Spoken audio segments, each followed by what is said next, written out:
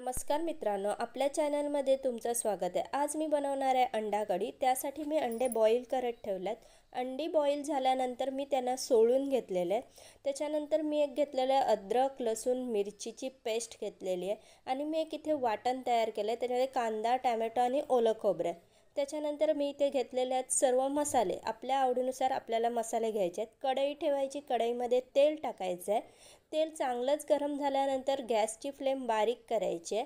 त्याच्यामध्ये आपण जी पेस्ट बनवलेली अद्रक लसूण मिरची आणि कोथिंबीर ही सर्व पेस्ट ह्याच्यामध्ये घालून त्याला चांगलंच असं परतून घ्यायचं आहे। परतून घेताना लक्षात ठेवा गॅसची फ्लेम बारीक असायला हवी।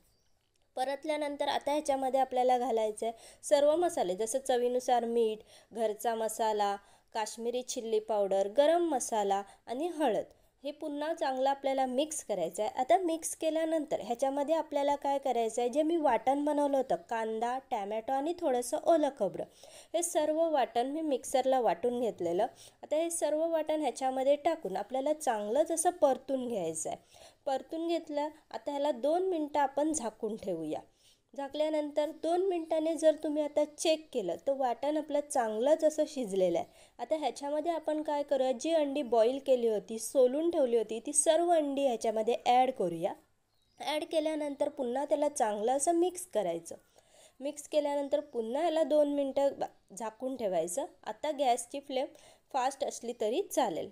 जर तुम्ही चेक केलात तर मस्त असा अंडा मसाला आपला तयार झाला आहे। वरती कोथिंबीर घालूया आणि आपली डिश रेडी करूया। जर तुम्हाला व्हिडिओ आवडला असेल तर लाईक करा, शेअर करा, कमेंट करा आणि सबस्क्राईब करा।